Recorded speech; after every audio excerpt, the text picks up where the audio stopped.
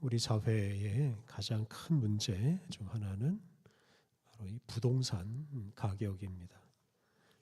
부동산 가격이 비싸면 이 가난한 사람은 자기 집을 소유할 수가 없고 그것 때문에 생활이 더 어려워집니다. 전국에서 서울의 부동산 가격이 가장 비쌉니다. 이 때문에 전국에서 자기 집이 없는 사람이 가장 많은 곳이 바로 이 서울입니다. 서울 사람 56%가 자기 집이 없다고 합니다. 집 없는 사람이 집 있는 사람보다 훨씬 더 많은 곳이 바로 이 서울입니다. 아파트를 기준으로 하면 그 차이가 더 벌어지는데요.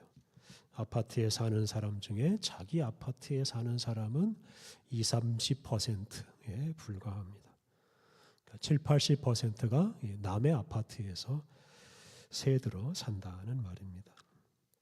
이렇게 집값이 비싸니까 많은 사람이 남의 집에 새들어 살고 그것은 경제적인 부담, 경제적인 불평등으로 이어집니다.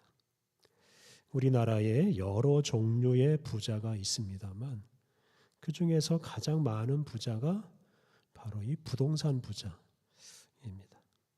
그런데 이 부동산으로 버는 돈이 바로 대표적인 불로소득, 일하지 않고 버는 돈입니다. 이렇게 일하지 않고 버는 돈의 비중이 많은 나라는 결코 좋은 나라가 될 수 없습니다. 우리나라의 발전을 가장 가로막는 가장 큰 요인, 저는 당연히 부동산 문제라고 생각합니다. 다들 아시듯이 서울의 집값이 계속 오르니까 서울 사람들이 경기도나 인천으로 이사를 많이 합니다. 서울의 인구가 계속 줄어들고 있습니다. 이런 추세가 계속 이어지면 서울은 주거지가 거주하는 사람이 없는 이상한 도시가 될 수 있습니다. 특히 부동산 가격 때문에 청년들이 아주 힘들게 삽니다. 결혼과 출산까지 포기하는 사람들이 많습니다. 그리고 그것이 우리나라 전체 위기로 이어지고 있습니다. 이런 부동산 문제를 해결할 수 있는 좋은 제도가 바로 성경에 있습니다. 오늘 우리가 봉독한 말씀은 설교 제목과 같이 해방의 해 또는 희년에 관한 말씀입니다. 이 해방의 해 제도는 부동산 문제로 가난해지거나 자유를 잃어버린 사람들을 본래대로 회복시키는 제도입니다. 우리가 지난주에 이어서 레위기를 공부하는데요. 레위기에서 가장 중요한 단어는 거룩입니다. 하나님께서 시나이 산에서 율법을 주셨는데 그 율법을 주신 가장 큰 목적은 이스라엘 민족을 거룩한 민족이 되게 하는 것입니다. 레위기 11장 45절에서 하나님은 내가 거룩하니 너희도 거룩하라고 말씀하셨습니다. 이렇게 거룩하라고 하는 하나님의 명령을 수행하기 위해서는 하나님이 주신 율법을 잘 지켜야 합니다. 그래서 우리가 하나님 말씀을 따라 살아감으로 거룩한 사람이 될 수 있습니다. 그런데 우리 각 사람이 거룩하게 되는 것도 중요한데 이 세상이 거룩하게 되는 것도 역시 중요합니다. 그러니까 우리 개인뿐만 아니라 이 사회 전체가 거룩하게 되는 것이 하나님의 뜻입니다. 우리 자신과 우리가 속한 공동체, 우리나라 전체가 거룩하게 되면 이 사회, 이 나라 전체가 하나님의 영광을 더 환하게 드러낼 수가 있습니다.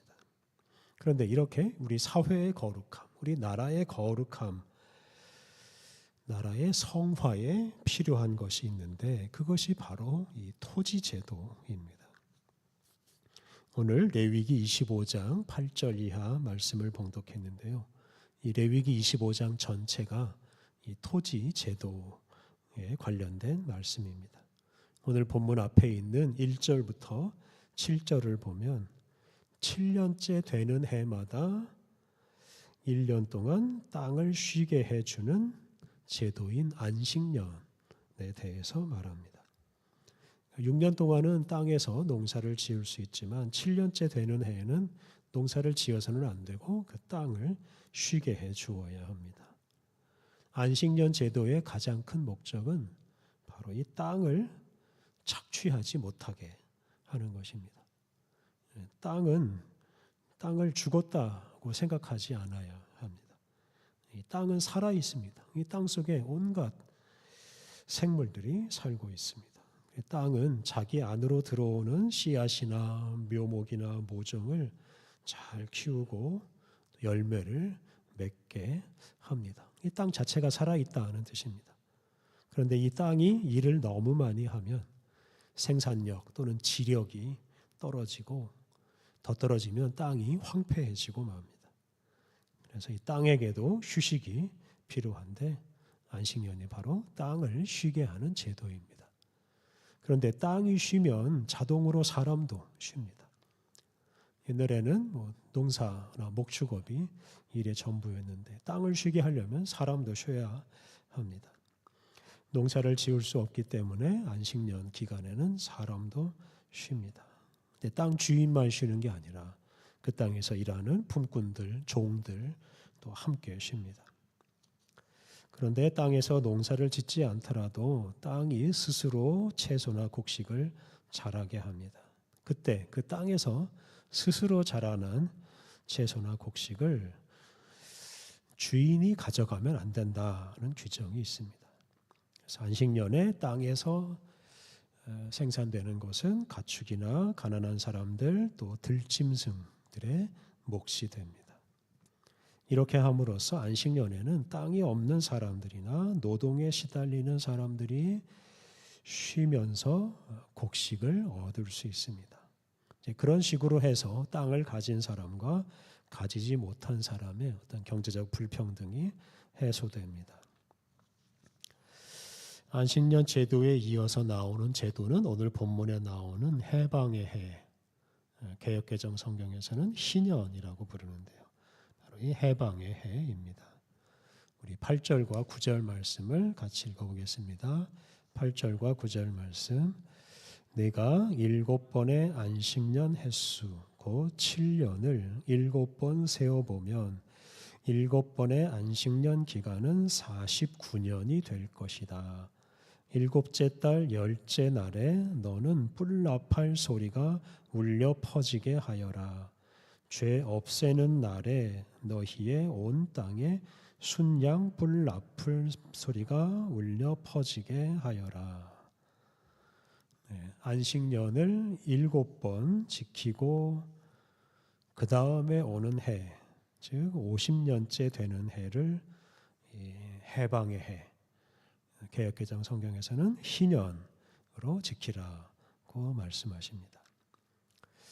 레위기 23장을 보면 이스라엘의 종교력의 그 7째 달 7월은 세속 달력으로는 한 해를 시작하는 달 1월에 해당합니다.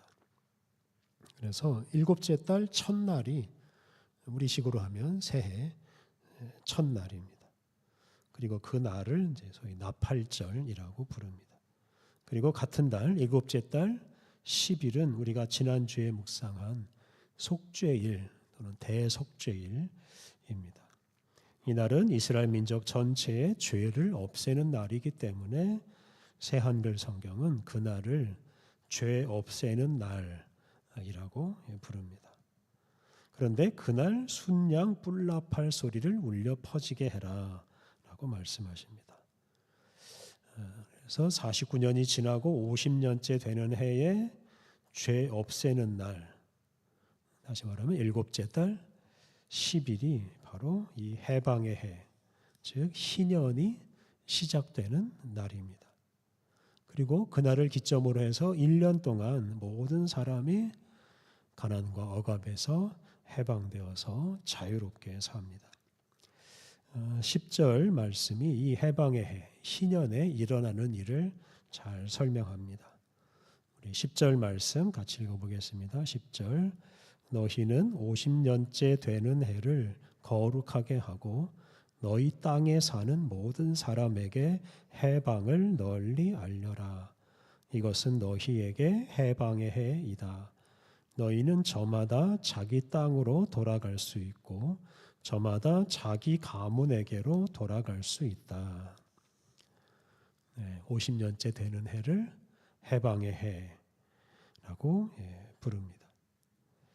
그 이유는 그 해에 사람들이 다 해방되기 때문입니다.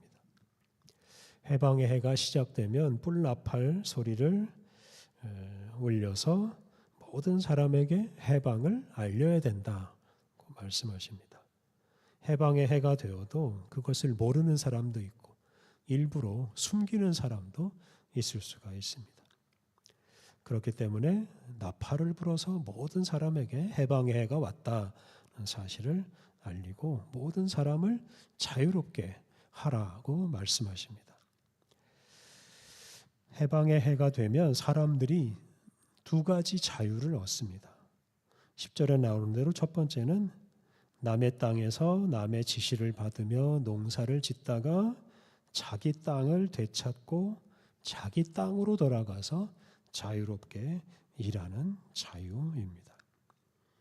해방의 해가 되면 토지 소유권이 본래 사람에게로 돌아갑니다. 가난해져서 땅을 빼앗기거나 판매한 사람은 희년이 되었을 때 그 땅을 되찾습니다.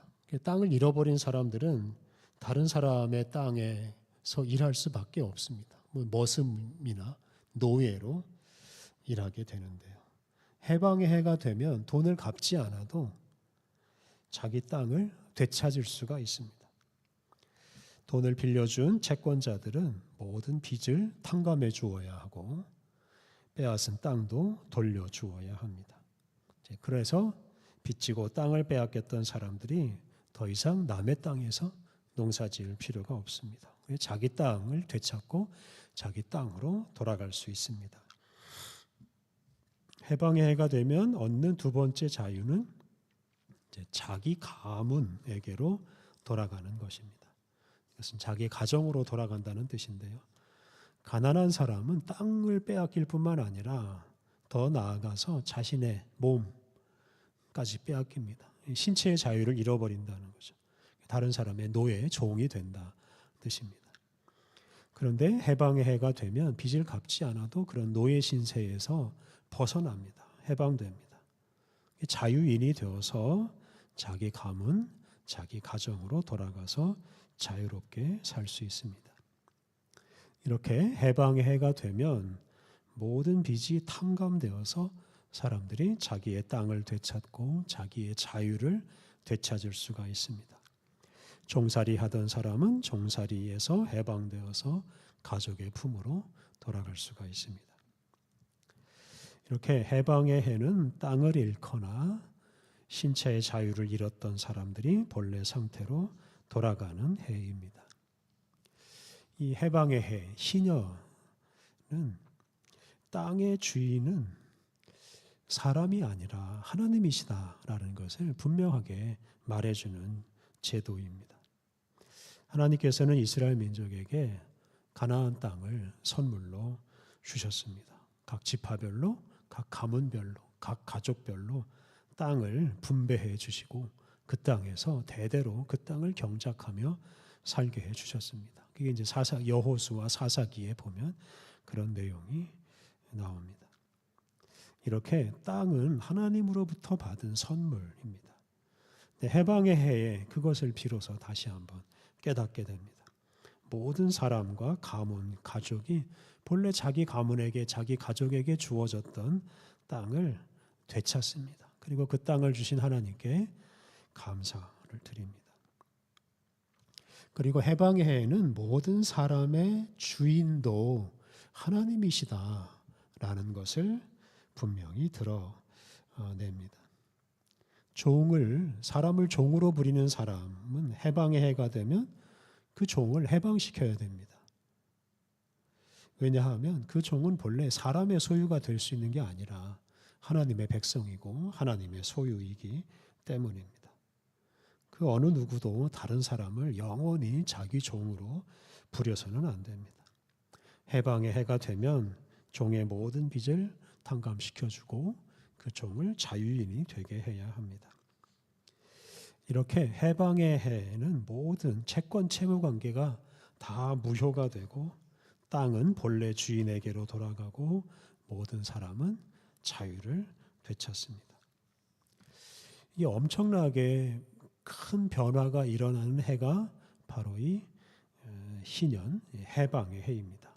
그러므로 이 해방의 해를 늘 염두에 두고 생활해야 하는데요.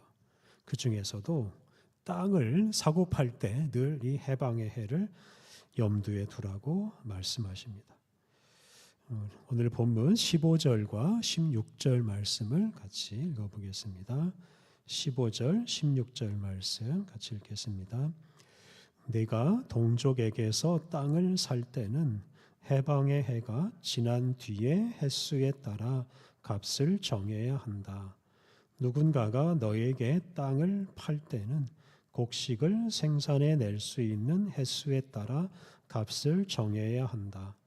횟수가 많을수록 내가 살 때 낼 값을 더 올리고 횟수가 적을수록 네가 살 때 낼 값을 더 내려야 한다. 곡식을 생산해 낼 수 있는 횟수에 따라 너에게 팔 값을 정하기 때문이다. 앞서 말씀드린 대로 해방의 해, 희년이 되면 토지를 본래 주인에게 돌려주어야 합니다. 그러므로 이 토지를 사고 팔 때는 해방의 해가 언제인가를 늘 생각해야 합니다. 앞으로 2, 3년이 지나면 해방의 해가 된다라고 하면 땅을 사더라도 2, 3년밖에는 사용하지 못하고 주인에게 돌려주어야 합니다. 그래서 그럴 경우 그 토지의 가치는 뚝 떨어집니다. 싼 값으로 사고 팔리는 것이 마땅합니다.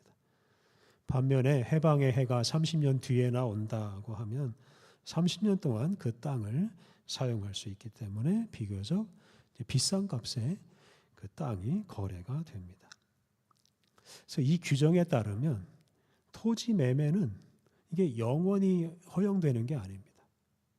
그냥 일정 기간 사용할 수 있는 권한만 사고 팔 뿐입니다. 그러니까 토지 매매 자체가 우리나라 부동산 등기하는 것처럼 그렇게 될 수 없다는 뜻입니다.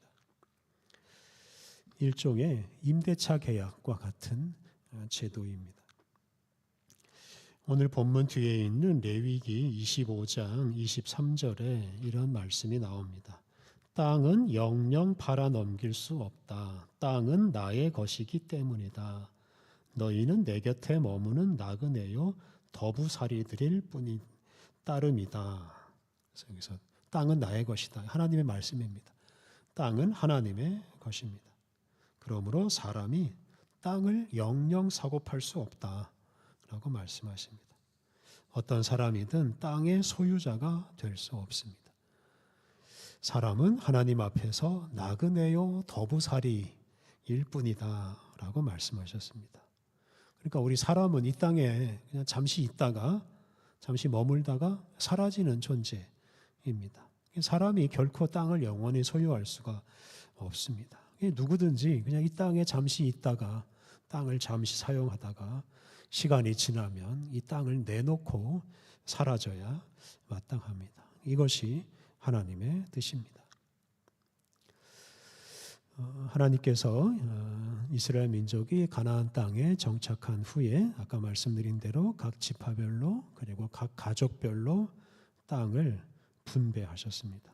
그리고 각 가족들은 그 분배받은 그 땅을 대대로 경작하며 생계를 유지하였습니다. 그렇게 가족별로 분배된 땅은 원칙적으로 매매할 수가 없습니다.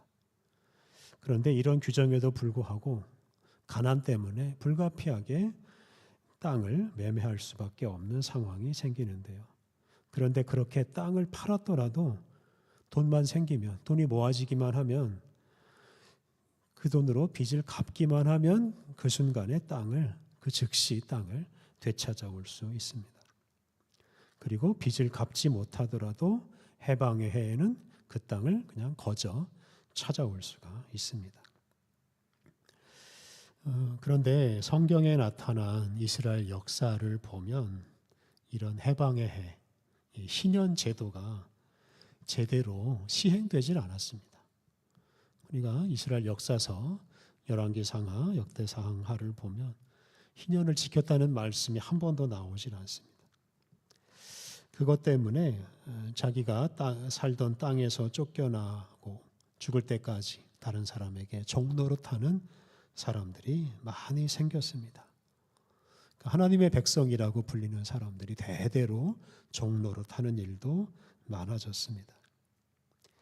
하나님의 백성을 자기 종으로 삼고 부려먹는 사람들도 많아졌습니다. 바로 이렇게 희년 제도를, 이 해방해 제도를 지키지 않으므로 이 당시 사회가 더러워졌다고 표현할 수 있습니다. 하나님의 백성들의 공동체라고 할 수 있는 그 공동체가 더러운 사회, 더러운 공동체가 되고 말았습니다. 그리고 하나님께서는 그렇게 더러워진 사회, 더러워진 나라를 그냥 두지 않으시고 망하게 하셨습니다. 그 결과 이스라엘 민족은 하나님께서 선물로 주신 그 가나안 땅에서 다 쫓겨나고 말았습니다. 하나님이 말씀하신 이 해방의 해 규정을 지키지 않고 또 땅은 하나님의 것이라고 하신 하나님의 말씀을 무시하다가 이렇게 사회가 더러워지고 망해버리고 만 것입니다. 한 사회나 한 나라가 정말 깨끗하고 거룩한 공동체가 되려면 땅과 사람의 주인은 하나님이시다 라는 이 사실을 기억하고 또 고백해야 합니다. 땅을 자기 것이라고 여기고 땅을 오직 자기 이익을 위해서만 활용하고 심지어 땅과 재물을 이용해서 다른 사람을 억압하고 노예로 삼는 사람들, 그런 사람들은 하나님의 뜻을 거역하는 사람이고 사회와 나라를 더럽히는 사람들입니다. 그런 사람들이 등장하지 않도록 우리가 좋은 제도를 만들어야 됩니다. 오늘 본문에 나오는 이런 해방해, 희년 제도 같은 이런 제도를 도입해서 땅은 하나님의 것이고 모든 사람이 함께 사용하는 공공재라는 사실을 우리가 좀 더 분명하게 드러내고 그런 제도가 잘 운영되는 나라를 만들면 좋겠습니다. 그렇게 좋은 토지 제도를 세울 때 우리나라가 좀 더 좋은 나라, 발전된 나라가 되고 특히 거룩한 나라가 되어서 하나님 나라 복음을 더 널리 전파하는 나라가 될 것입니다. 우리 함께 기도하겠습니다. 하나님, 땅과 집이 없어 고생하는 많은 사람들과 부동산 가격의 상승으로 꿈을 잃고 방황하는 청년들이 많은 이 세상을 긍휼히 여겨 주옵소서. 땅을 가진 이들이 부리는 횡포 때문에 더러워지는 이 나라와 세상을 불쌍히 여겨 주옵소서. 하나님, 땅은 주님의 것이요 모든 사람이 주님의 사랑스러운 백성들이라고 하셨사오니 우리가 주님의 말씀이 온전히 이루어지는 세상을 만들어 가게 하옵소서. 주님께서 선물로 주신 이 땅을 모든 사람이 함께 사용하고 땅이 주는 혜택을 골고루 나누어 갖게 하옵소서. 그리하여 주님의 백성들이 거룩한 공동체를 이루어서 이 땅에 주님의 영광을 드러내고 이 세상에 주님의 거룩한 뜻을 이루어 가게 하옵소서. 예수님의 이름으로 기도드립니다. 아멘.